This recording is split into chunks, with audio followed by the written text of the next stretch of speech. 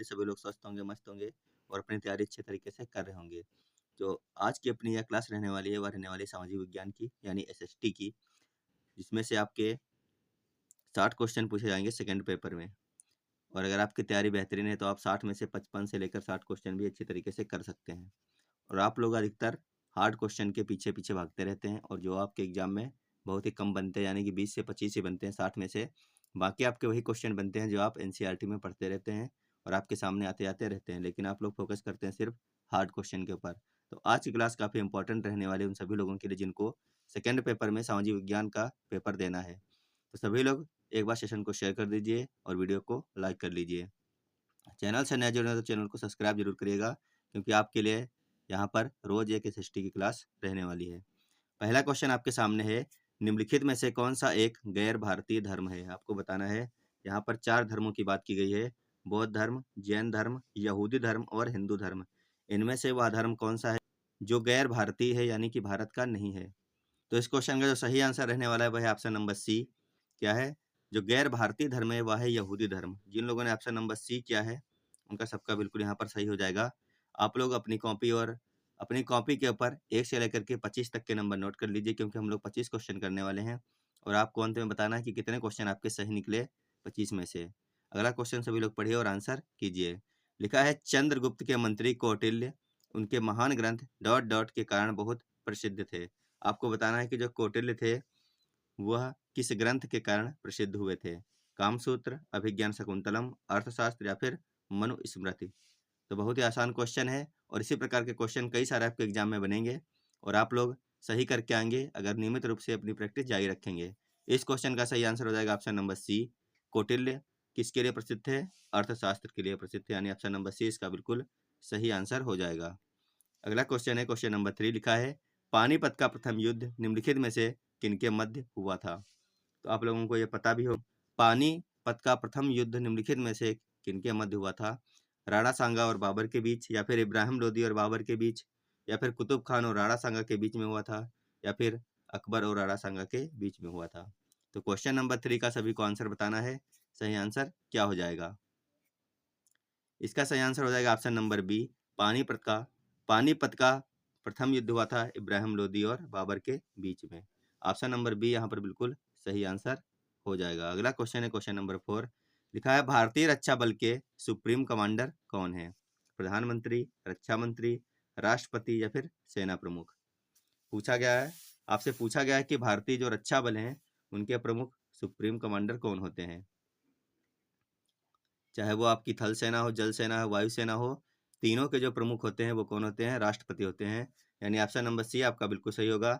भारतीय रक्षा बल के सुप्रीम कमांडर होते हैं राष्ट्रपति। आप लोग इसको याद रखेंगे, बहुत ही इंपॉर्टेंट क्वेश्चन है और यहाँ से कई बार आपके एग्जाम में बनता भी है। अगला क्वेश्चन है क्वेश्चन नंबर 5। लिखा है, संविधान का उल्लंघन करने के लिए किसके निष्कासन को महाभियोग की प्रक्रिया से आरंभ किया जाता है? कहने का मतलब है कि इन 4 में से वह कौन सा पद है जिसको अगर आपको पद से हटाना है उसके लिए महाभियोग की प्रक्रिया लाई जाती है? पहला ऑप्शन है उपराष्ट्रपति, दूसरा है राष्ट्रपति, तीसरा ऑप्शन है प्रधानमंत्री और चौथा ऑप्शन है सभापति यानी कि स्पीकर। तो बताइए इनमें से कौन सा आंसर आपका सही हो जाएगा? क्या वह उपराष्ट्रपति है, राष्ट्रपति है, प्रधानमंत्री या फिर सभापति है? इस क्वेश्चन का जो सही आंसर है वह है ऑप्शन नंबर बी। राष्ट्रपति को अगर उसके पद से हटाना है तो उसके लिए आपको क्या करना होगा? उसके लिए आपको महाभियोग लाना होगा, जो कि आपके आर्टिकल 61 के अंतर्गत आता है महाभियोग। महाभियोग की बात करें तो यह लिया कहाँ से गया है हमारे संविधान में? तो यह यूएसए से लिया गया है। कहाँ से? यूएसए से लिया गया है महाभियोग। और राष्ट्रपति को हटाने के लिए महाभियोग की प्रक्रिया लाई जाती है। भारत का एक राष्ट्रपति होगा, यह कहाँ पे लिखा है? यह आपके आर्टिकल 52 में लिखा है कि भारत का एक राष्ट्रपति होगा। चलते हैं अगले क्वेश्चन पर। क्वेश्चन नंबर 6 है, एक पारिस्थितिकी तंत्र की खाद्य श्रृंखला में जीवों के अंतिम समूह बैक्टीरिया कवक होते हैं जिन्हें कहा जाता है। कहने का मतलब है कि जो आपका पारिस्थितिकी तंत्र होता है उसके अंतिम समूह की बात की गई है, जिसको हम बैक्टीरिया और कवक कहते हैं, जिन्हें हम क्या कहते हैं ये पूछा गया है। क्या उनको हम अपघटक कहते हैं, उत्पादक कहते हैं, मांसाहारी कहते हैं, फिर शाकाहारी कहते हैं? बहुत ही आसान क्वेश्चन है, उम्मीद है सभी लोग बिल्कुल सही आंसर कर ले जाएंगे क्वेश्चन नंबर 6 का। फटाफट आंसर कीजिए। क्लास अच्छी लग रही हो तो एक बार सभी लोग शेयर कीजिए अपने साथियों के पास में, और चैनल से नए जुड़े तो चैनल को सब्सक्राइब जरूर करिएगा और नियमित रूप से ये क्लासें देखते रहिएगा। इसका सही आंसर हो जाएगा ऑप्शन नंबर ए। बैक्टीरिया और जो कवक होते हैं वो किसी भी चीज को क्या करते हैं, सड़ा गला के खत्म कर देते हैं, मिट्टी बना देते हैं, इसीलिए हमको कहते हैं अपघटक, यानी ऑप्शन नंबर ए इसका बिल्कुल सही हो जाएगा, अपघटक। अगला देखते हैं, क्वेश्चन नंबर 7 है, हमारे सौर मंडल के किस ग्रह का कोई भी चांद यानी कि उपग्रह नहीं है। आपको बताना है कि हमारे सौर मंडल के किस ग्रह का कोई भी चांद उपग्रह नहीं है। बृहस्पति है, मंगल है, शुक्र है, अरुण है। तो बताइए इनमें से वह कौन सा ऑप्शन सही हो जाएगा जिसका कोई भी उपग्रह नहीं है। फटाफट आंसर कीजिए सभी लोग। ऑप्शन के हिसाब से अगर देखा जाए तो यहाँ पर आपका शुक्र बिल्कुल सही हो जाएगा, ऑप्शन नंबर सी जो है, शुक्र का कोई भी उपग्रह नहीं है। अगर यहाँ पर बुध भी दिया होता तो बुध का भी कोई उपग्रह नहीं है, आप लोग इसको याद रखिएगा। यहाँ पर ऑप्शन भी चेंज हो सकता है, आपसे पूछ सकता है निम्नलिखित में से वह कौन सा ग्रह है जिसका कोई भी उपग्रह नहीं है। तो बृहस्पति, मंगल, बुध, अरुण दिया हो तो आपको वहाँ पर बुध भी टिक करना है, क्योंकि बुध और शुक्र का कोई भी उपग्रह नहीं है। बहुत ही इंपॉर्टेंट क्वेश्चन था, आप लोग इसको याद रखिएगा। चलते हैं अगले क्वेश्चन पे, क्वेश्चन नंबर 8। क्वेश्चन नंबर 8 है, द सुंदरबन डेल्टा किस राज्य में स्थित है। सभी लोग आंसर कीजिए इसका। क्या वो असम है, उड़ीसा है, बिहार है या फिर पश्चिम बंगाल है। फटाफट सभी लोग आंसर कीजिए क्वेश्चन नंबर 8 का। द सुंदरबन डेल्टा जो है वो कहाँ पर स्थित है। तो सभी को पता होना चाहिए यह स्थित है कहाँ पर, पश्चिम बंगाल में। कहाँ पर है, पश्चिम बंगाल में स्थित है, यानी ऑप्शन नंबर डी इसका बिल्कुल सही है। जिन लोगों ने ऑप्शन नंबर डी कर लिया है उनका सबका बिल्कुल सही आंसर हो जाएगा। अगला क्वेश्चन है क्वेश्चन नंबर 9, थोड़ा सा कठिन है लेकिन दिमाग लगाइएगा तो आंसर निकल आएगा। लिखा है निम्नलिखित में से किस देश के पड़ोसी देशों की संख्या अधिकतम है। क्या ब्राजील के, जर्मनी, कनाडा या फिर चीन। आपको यहाँ पर यह बताना है कि इन 4 देशों के जो नाम दिए गए हैं, ब्राजील, जर्मनी, कनाडा और चीन, इनमें से वह देश कौन सा है जिसके पड़ोसी देशों की संख्या सबसे ज्यादा है। फटाफट आंसर करते रहिए सभी लोग क्वेश्चन नंबर 9 का। उम्मीद है आप लोगों ने आंसर कर लिया होगा। अगर हम बात करें इस क्वेश्चन की तो इसका जो सही आंसर है वह है चीन। क्या है, चीन। चीन की अगर हम सीमा की बात करते हैं तो 22,800 किलोमीटर में यह फैला हुआ है, और इसके जो पड़ोसी देश हैं वो हैं 13। कितने हैं, 13 इसके पड़ोसी देश हैं, यानी कि इन ऑप्शनों में से सबसे ज्यादा किसके हैं, वह है चीन के। ऑप्शन नंबर डी इसका बिल्कुल सही है। 13 देश हैं, वह कौन कौन से हैं। पहला हो गया हमारा भारत, फिर है म्यांमार, अफगानिस्तान, भूटान, रूस, लाओस है, मंगोलिया, नेपाल, कजाकिस्तान, किर्गिस्तान, उत्तर कोरिया और तजाकिस्तान और वियतनाम। तो ये आपके 13 देश हैं जो कि चीन के साथ में सीमा बनाने वाले देश हैं 13। आप लोग इसको याद रखिएगा, इंपॉर्टेंट क्वेश्चन है और कई बार पूछा जा चुका है अब तक। अगला क्वेश्चन आपके सामने क्वेश्चन नंबर 10 लिखा है, बवंडर क्या है। बहुत ही इंपॉर्टेंट क्वेश्चन है, सभी को बताना है इसका आंसर सही क्या हो जाएगा। बवंडर क्या है। पहला ऑप्शन लिखा है कीपदार बादलों के साथ जोरदार घूमती हुई हवा। दूसरा ऑप्शन आपके सामने लिखा है अंतर्जलीय भूकंप या ज्वालामुखी विस्फोट के कारण बनने वाली विशाल तरंग। तीसरा ऑप्शन लिखा है कम हवा के साथ जोरदार मौसमी आंधी। चौथा ऑप्शन लिखा है पृथ्वी की सतह में छिद्र जिससे पिघली हुई चट्टर्म गैसें निकलती हैं। तो आपको बताना है इन चारों में से कौन सा सही हो जाएगा। बवंडर आपने देखे होंगे कि जब आंधी आती है, फिर जब गर्मी का मौसम होता है तो बवंडर बनते रहते हैं। तो किस प्रकार से बनते हैं, कीपदार, ऊपर की तरफ चौड़े होते, नीचे आते आते बिल्कुल एक में चिपक जाता है बिल्कुल। तो आपको यहाँ पे ऑप्शन नंबर ए देना था, कीपदार बादलों के साथ जोरदार घूमती हुई हवा। ऑप्शन नंबर ए इसका बिल्कुल सही है। जिन लोगों ने ऑप्शन नंबर ए कर लिया है उनका सबका बिल्कुल सही हो जाएगा क्वेश्चन नंबर 10 के लिए। चलते हैं क्वेश्चन नंबर 11 पर। क्वेश्चन नंबर 11 है, ब्राजील देश किस महाद्वीप में स्थित है। बहुत ही इंपॉर्टेंट क्वेश्चन है और आप लोगों को इसका आंसर देना है। ब्राजील देश किस महाद्वीप में स्थित है। उत्तर अमेरिका, अफ्रीका, दक्षिण अमेरिका या फिर यूरोप। आंसर करते रहिए सभी लोग क्वेश्चन नंबर 11 का। तो हमारा जो ब्राजील है यहाँ कहाँ पर स्थित है, यह है दक्षिण अमेरिका में। तो ऑप्शन नंबर सी इसका बिल्कुल सही हो जाएगा। क्या हो जाएगा, दक्षिण अमेरिका। अगला क्वेश्चन है क्वेश्चन नंबर 12 लिखा है, निम्नलिखित में से कौन सा पृथ्वी का निम्नतम स्थान है। सभी लोग आंसर करेंगे।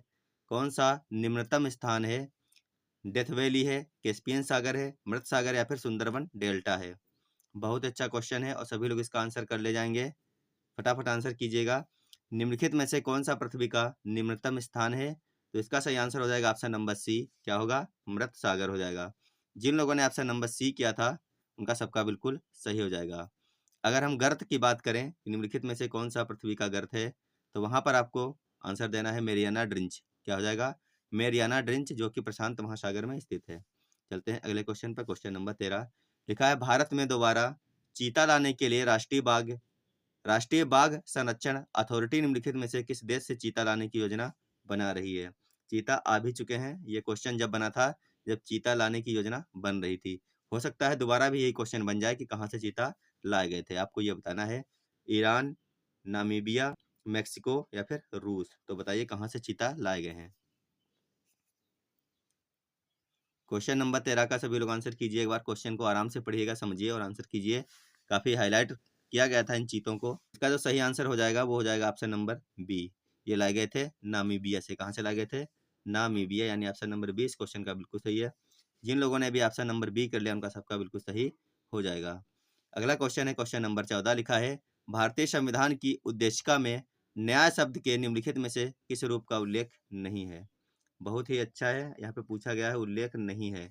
आपको यह बताना है कि न्याय शब्द के निम्नलिखित में से किस रूप में उल्लेख नहीं है? सामाजिक, कानूनी, राजनीतिक या फिर आर्थिक। फटाफट आंसर कीजिएगा। संविधान से आपके कम से कम 10 क्वेश्चन देखने को मिलेंगे 60 में से। कुछ क्वेश्चन बिल्कुल नॉर्मल होंगे और कुछ थोड़े से टेक्निकल होंगे। इसका सही आंसर जो रहने वाला है वह है आपका ऑप्शन नंबर बी, कानूनी न्याय। यानी कि कानूनी न्याय की बात नहीं की गई। ऑप्शन नंबर 20 का बिल्कुल सही है। जिन लोगों ने इसके अलावा आर्थिक, राजनीतिक, सामाजिक किया था उनका सबका गलत हो जाएगा। यहाँ पर है कानूनी। अगला क्वेश्चन है आपके सामने क्वेश्चन नंबर 15। लिखा है भारत के संविधान में निम्नलिखित में से कौन सी याचिका का उल्लेख नहीं है? बहुत इंपॉर्टेंट क्वेश्चन है और कई बार पूछा हुआ क्वेश्चन है। कई सारे एग्जाम में, चाहे वो सीटेट हो, चाहे वो आपका कोई भी टेटो हो, हर एग्जाम में क्वेश्चन बनते हैं। तो भारत के संविधान में निम्नलिखित में से कौन सी याचिका का उल्लेख नहीं किया गया? आपको यह बताना है। क्या वो प्रतिषेध है, परमादेश है, अधिकार परीक्षा या फिर व्यादेश है? फटाफट आंसर कीजिए सभी लोग। क्वेश्चन नंबर 15 का सही आंसर क्या हो जाएगा? इसका जो सही आंसर हो जाएगा वह हो जाएगा ऑप्शन नंबर डी। वह कौन सी याचिका है जिसका संविधान में उल्लेख नहीं है? वह है व्यादेश। जिन लोगों ने ऑप्शन नंबर डी किया था उनका सबका बिल्कुल सही हो जाएगा। इसके अलावा अगर आपने प्रतिषेध, परमादेश, अधिकार परीक्षा किया था तो आपका आंसर गलत हो गया होगा। चलते हैं अपने अगले क्वेश्चन पर। Question number 16। लिखा है विद्युत विभवांतर की एसआई इकाई क्या है? इंपॉर्टेंट क्वेश्चन है, आपको आंसर देना है। विद्युत विभवांतर की एसआई इकाई क्या है? कूलाम है, जूल है, एम्पियर है, फिर वोल्ट है? कूलाम, जूल, एम्पियर, वोल्ट, इनमें से कौन सा सही आंसर है क्वेश्चन नंबर 16 के लिए? इसकी जो इकाई है विद्युत विद्युत विभवांतर की इकाई क्या होगी? वोल्ट होगी। ऑप्शन नंबर डी इसका बिल्कुल सही। जिन लोगों ने ऑप्शन नंबर डी किया है उनका सबका बिल्कुल सही हो जाएगा। फिर से देखें, यहाँ पर 2 बार रिपीट हो गया है क्वेश्चन नंबर 16। नंबर रिपीट हो गया लेकिन क्वेश्चन अलग अलग है। लिखा है निम्नलिखित में से कौन सी पर्वत श्रृंखला नेपाल से संबंधित नहीं है? ऐसी इनमें से कौन सी श्रृंखला है पर्वत की जो कि नेपाल से संबंधित नहीं है? आपको बताना है। पहला ऑप्शन है ग्रेट हिमालयन, दूसरा है महाभारत श्रृंखला, तीसरा है शिवालिक और चौथा ऑप्शन है आराकान योमा। तो बताइए इनमें से कौन सा ऑप्शन बिल्कुल सही हो जाएगा क्वेश्चन नंबर 16 के लिए? इसका आंसर जो सही होगा वो हो जाएगा option number D. Arakan Yoma जो है यह कहाँ पर है? यह है म्यांमार में। तो इसका ऑप्शन नंबर डी बिल्कुल सही हो जाएगा। यह नेपाल में नहीं है अराकान योमा। लोगों ने ऑप्शन नंबर डी किया है उनका सबका बिल्कुल सही हो जाएगा क्वेश्चन नंबर 16। अगला क्वेश्चन है क्वेश्चन नंबर 17। सभी लोग वीडियो को लाइक कीजिएगा। चैनल से नया जुड़े तो चैनल को सब्सक्राइब जरूर करके जाइएगा, क्योंकि यहाँ पर आपके लिए बहुत ही जल्द कई सारी मैराथन क्लासें होने वाली हैं। हिमांशी मैम के साथ साथ में एसएसटी और हिंदी की भी मैराथन क्लास चलने वाली हैं। यहाँ पे देखिए सभी लोग पढ़िए। क्वेश्चन नंबर 17 में कह रहा है निम्नलिखित में से किस बीमारी का संबंध निक्षय पोषण योजना से है? क्या वो कैंसर है, ट्यूबरकुलोसिस यानी टीबी से है, या फिर एड्स से है, स्कर्वी से है? इंपॉर्टेंट क्वेश्चन है और आंसर आप लोगों को करना है। फटाफट बताइए क्या इसका सही आंसर हो जाएगा क्वेश्चन नंबर 17 का? निक्षय पोषण योजना का जो संबंध है वह किससे है? इसका जो संबंध है वह है ट्यूबरकुलोसिस यानी कि टीबी से। ऑप्शन नंबर बी आपका बिल्कुल सही है। जिन लोगों ने कर लिया है ऑप्शन नंबर बी उनका सबका बिल्कुल सही हो जाएगा। 1 नंबर यहाँ पर। अगला क्वेश्चन है क्वेश्चन नंबर 18। लिखा है हिंद स्वराज के लेखक निम्नलिखित में से कौन थे? इंपॉर्टेंट क्वेश्चन है और कई सारे लोग फंस जाएंगे इस क्वेश्चन में गलत आंसर करके। क्वेश्चन नंबर 18 का सभी लोग आंसर करेंगे एक बार। सही आंसर क्या हो जाएगा? हिंद स्वराज के लेखक इनमें से कौन है? बाल गंगाधर तिलक, महात्मा गांधी, गोपाल कृष्ण गोखले या फिर जवाहरलाल नेहरू? तो बताइए क्या इसका सही आंसर है क्वेश्चन नंबर 18 का? इस क्वेश्चन का सही आंसर सभी लोग आंसर कीजिए, क्या हो जाएगा? कई लोगों ने बाल गंगाधर तिलक भी कर लिया होगा अब तक, लेकिन इसका जो सही आंसर है वह है option number B, Mahatma Gandhi. Hind Swaraj के लेखक कौन है? महात्मा गांधी है। ऑप्शन नंबर 20 क्वेश्चन का बिल्कुल सही है। इसके अलावा अगर आपने कुछ किया है तो आपका 1 नंबर चला गया यहाँ पर। अगला क्वेश्चन है क्वेश्चन नंबर 19, लिखा है निम्नलिखित सूत्रों में से कौन सा चूना पत्थर को निरूपित करता है? बहुत ही इंपॉर्टेंट क्वेश्चन है और कई बार पूछा गया है आपके एग्जाम में। चूना पत्थर को इनमें से कौन सा सूत्र निरूपित करता है? क्वेश्चन नंबर 19 का सभी लोग आंसर करेंगे। अधिकतर लोगों को पता भी होगा और एक बार में आंसर आ गया होगा। CaCO3, यानी ऑप्शन नंबर 20 का बिल्कुल सही है। क्या हो जाएगा? CaCO3। जिन लोगों ने यही किया है उनका सबका बिल्कुल सही है। चलते हैं अगले क्वेश्चन पर। क्वेश्चन नंबर 20 है, भारत में प्रधानमंत्री डॉट डॉट। आपको यह बताना है कि लोकसभा द्वारा निर्वाचित किया जाता है, या फिर राष्ट्रपति द्वारा निर्वाचित किया जाता है, या फिर राष्ट्रपति द्वारा नियुक्त किया जाता है, या फिर लोकसभा में बहुमत दल द्वारा मनोनीत किया जाता है। तो आप लोगों को आंसर करना है, भारत में प्रधानमंत्री की नियुक्ति किस प्रकार से की जाती है। बहुत ही इंपॉर्टेंट क्वेश्चन है और सभी को इसका आंसर पता होना चाहिए बिल्कुल सही। अगर ये भी आप गलत कर रहे हैं तो आप बिल्कुल भी तैयार नहीं है सामाजिक विज्ञान का पेपर देने के लिए। क्वेश्चन नंबर 20 का जो सही आंसर होगा वह हो जाएगा, लोकसभा में बहुमत दल द्वारा मनोनीत किया जाता है किसको? प्रधानमंत्री को। जिस पार्टी का बहुमत होता है लोकसभा में, उस पार्टी के सांसद मिलकर के अपना नेता चुनते हैं, जिसको प्रधानमंत्री बोला जाता है। ऑप्शन नंबर डी इस क्वेश्चन का बिल्कुल सही है। अगर आपने दूसरा कोई आंसर कर लिया है तो आपका गलत हो जाएगा यहाँ पर। अगला क्वेश्चन है क्वेश्चन नंबर 21, लिखा है हीरा कुंड बांध जिस नदी पर निर्मित है वह है। आपको बताना है इनमें से वह कौन सी नदी है जहाँ पर हीरा कुंड बांध बनाया गया है। महानदी है, गोदावरी है, कावेरी है, या फिर पेरियार नदी है। इंपॉर्टेंट क्वेश्चन है सारे के सारे, और इस प्रकार के क्वेश्चन कई सारे देखने को मिलने वाले हैं। वो क्वेश्चन हम लोग लास्ट में करने वाले हैं क्योंकि आपको याद रहेंगे बिल्कुल एग्जाम तक। इसका आंसर बताइए सभी लोग, क्या हो जाएगा? हीरा कुंड बांध कहाँ पर है? तो हीरा कुंड बांध आपका है महानदी पर, यानी ऑप्शन नंबर ए इस क्वेश्चन का बिल्कुल सही हो जाएगा। जिन लोगों ने ऑप्शन नंबर ए कर लिया उनका सबका बिल्कुल सही हो गया होगा यहाँ पर। अगला क्वेश्चन है क्वेश्चन नंबर 22। क्वेश्चन नंबर 22 का सभी लोग आंसर कीजिए, पढ़िए। लिखा है, तारों का टिमटिमाना तारों की रोशनी के वायुमंडल में से डॉट डॉट के कारण होता है। आपको बताना है कि तारों का टिमटिमाना तारों की रोशनी के वायुमंडल में से डॉट डॉट के कारण होता है। अपवर्तन है ये, वर्ण विक्षेपण है, प्रकीर्ण है, या फिर परावर्तन है। इंपॉर्टेंट क्वेश्चन है और बहुत सारे लोग गलत कर ले जाएंगे इस क्वेश्चन को। इसका सही आंसर आपको बताना है क्या हो जाएगा। क्या वर्ण विक्षेपण है, अपवर्तन है, प्रकीर्ण है, या फिर परावर्तन है? उम्मीद है आप लोगों ने आंसर कर लिया होगा क्योंकि बहुत ही आसान आसान क्वेश्चन थे और कुछ क्वेश्चन ऐसे हैं जो कि टेक्निकल रहने वाले थे। इसका जो सही आंसर है वह है ऑप्शन नंबर ए। क्या हो जाएगा? अपवर्तन हो जाएगा। यानी तारों का टिमटिमाना तारों की रोशनी के वायुमंडल में से अपवर्तन के कारण होता है। जिन लोगों ने ऑप्शन नंबर ए कर लिया है उनका सबका बिल्कुल सही है। अगला क्वेश्चन है क्वेश्चन नंबर 23। लिखा है, ओलिव रिडले सागरी कछुआ को डॉट डॉट के नाम से भी जाना जाता है। ये क्वेश्चन काफी हाईलाइट हुआ है और कई बार आपके एग्जाम में जो अदर अदर एग्जाम हुए हैं अलग अलग राज्यों में, उनमें सब में ये क्वेश्चन बन चुका है। उम्मीद है आपके भी एग्जाम में क्वेश्चन बन सकता है। ओलिव रिडले सागरी कछुआ को डॉट डॉट के नाम से जाना जाता है। सभी लोग बताएंगे इसका सही आंसर क्या रहने वाला है। आंसर पढ़िए और बताइए सही आंसर क्या है। क्या पैसिफिक रिडले सागरी कछुआ इसको हम कहते हैं? तो इसका ऑप्शन नंबर ए ही बिल्कुल सही है। जिन लोगों ने ऑप्शन नंबर ए कर लिया है, पैसिफिक रिडले सागरी कछुआ के नाम से ओलिव रिडले सागरी कछुओं को बुलाया जाता है। तो जिन लोगों ने ऑप्शन नंबर ए कर लिया था उनका सबका बिल्कुल सही हो जाएगा। अगला क्वेश्चन है क्वेश्चन नंबर 24 यानी कि 24। लिखा है, भारत के डॉट डॉट राज्य में हॉर्नबिल फेस्टिवल का आयोजन किया जाता है। काफी बार यह क्वेश्चन बनता है हॉर्नबिल फेस्टिवल, और ये सिर्फ सीटेड में ही नहीं बनता है, वनडे एग्जाम में भी क्वेश्चन बन चुका है आपके हॉर्नबिल फेस्टिवल पर। इसका जो आयोजन है ये आपके पूर्वी राज्यों में किया जाता है। तो आपको बताना है, क्या नागालैंड है, त्रिपुरा है, मिजोरम है, या फिर मेघालय है? फटाफट आंसर करते रहिए सभी लोग। इसका सही आंसर बताइए क्या हो जाएगा। भारत के किस राज्य में हॉर्नबिल फेस्टिवल मनाया जाता है? तो ये मनाया जाता है कहाँ पर? नागालैंड में। ऑप्शन नंबर ए इस क्वेश्चन का बिल्कुल सही है। जिन लोगों ने ऑप्शन नंबर ए कर लिया है उनका सबका बिल्कुल सही हो जाएगा। अगला क्वेश्चन है आपके सामने क्वेश्चन नंबर 25। लिखा है, निम्नलिखित में से कौन मानव मानव जीवन के सभी दुखों के नाश के लिए अष्टांगिक मार्ग की सलाह देते हैं? आप लोगों को यहाँ पर यह बताना है कि इनमें से वह कौन सा आंसर है जो बिल्कुल सही रहने वाला है। मानव जीवन के सभी दुखों के नाश के लिए अष्टांगिक मार्ग की सलाह कौन देते हैं? वर्धमान महावीर, विश्वामित्र, गौतम बुद्ध या फिर वशिष्ठ? काफ़ी आसान क्वेश्चन था, उम्मीद है आप लोगों ने आंसर कर लिया होगा, क्योंकि कई बार आप लोग ये सब पढ़ चुके हैं। अष्टांगिक मार्ग की सलाह देते हैं कौन? देते हैं Gautam Buddha. Option number C इस क्वेश्चन का बिल्कुल सही है।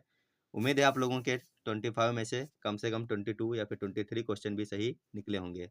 अगर आपके 20 से कम क्वेश्चन सही निकले हैं तो आपको बहुत सारी मेहनत करने की ज़रूरत है और नियमित रूप से क्लासेस लेते रहिएगा, तभी आपका एग्ज़ाम क्लियर हो पाएगा। और जिन लोगों को नोट्स बाय करने या फिर फ्री में नोट्स पढ़ने हिमांशी मैम के हैं, वो सभी लोग मास्टर्स अड्डा ऐप को डाउनलोड कर लीजिए। ये आपके सामने लोगो दिया गया है, ऐसा लोगो बन के आएगा, आप इसको डाउनलोड कर सकते हैं। यहाँ पर फ्री में भी नोट्स दिए गए हैं और पेड नोट्स भी आपको मामूली कीमत पर यहाँ पर प्रोवाइड कराए गए हैं। साथ-साथ में जितनी भी क्लासेस चलती हैं उनकी पीडीएफ भी आपको यहाँ पर मिलने वाली है और फ्री में पढ़ने के लिए बहुत कुछ यहाँ पर दिया गया है। जितने भी प्रीवियस ईयर के क्वेश्चन पेपर हैं, वो भी आपको यहाँ पर फ्री में उपलब्ध कराए गए हैं। तो देर ना करिए, तुरंत डाउनलोड कीजिए मास्टर्स अड्डा द लर्निंग ऐप। यहीं से आपकी तैयारी बेहतर हो सकती है इस समय। तो आप लोग इसको डाउनलोड कीजिए और इससे पढ़िए। फिर आपको मिलेंगे अगली क्लास में। तब तक के लिए धन्यवाद। Bye bye.